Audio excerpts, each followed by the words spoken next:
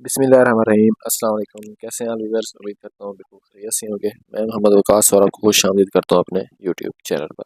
आज की वीडियो में बात करेंगे लीफ कर्ल के बारे में, जो हमारे चिल्ली प्लांट के ऊपर मीन के मिर्ची के पौधे के ऊपर ये अटैक होता है। तो सबसे पहले मैं आपको बताऊँगा कि बेसिकली लीफ कर्ल है क्या, ये क्यों होता है प्लांट के ऊपर, और उसके बाद इसका एक देसी टोटका बताऊँगा कि ऑर्गेनिक तौर पर हम इससे कैसे छुटकारा हासिल कर सकते हैं।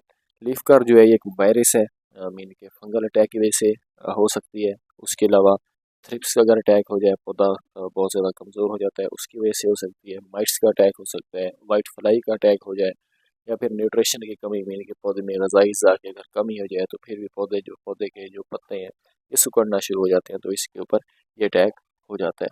तो अब आपको एक बहुत ही इसकी वैसे तो केमिकल बहुत से इलाज हैं, आपको किसी भी शॉप से इसकी मेडिसिन मिल सकती है, लेकिन अभी आप जैसे किचन गार्डनिंग कर रहे हो तो आपको इसका देसी टोटका बताता हूँ। अगर आप वो बनाते हैं तो बहुत अच्छा आपको रिजल्ट मिलेगा। तो उसके लिए आपने क्या करना है, एक प्याज ले लें, एक गार्लिक ले लें, 5 से 6 चिल्लीज मीन के मिर्चें ले लें, और 100 ग्राम जो आपने वो गुड़ ले लेना है, पुराना गुड़ ले लेना है।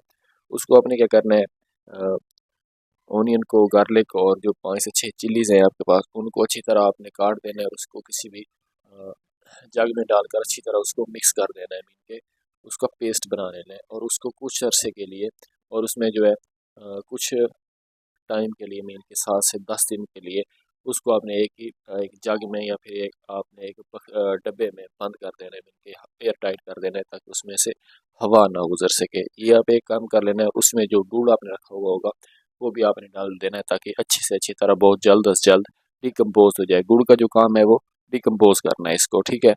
जितना पुराना गुड़ होगा उतना आपको इसका ज़्यादा फायदा मिलेगा।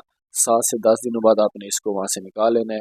इसमें ज़्यादातर जो है वो लिक्विड शेप में आ चुका होगा, मीन के पानी बन चुका होगा। किसी भी चीज़ के साथ इसको आपने अच्छी तरह वॉश कर लेना है। वॉश करने से मुराद किसी भी जालीदार कपड़े में इससे जो पानी निकलेगा उसको आपने अलहदा कर देना है।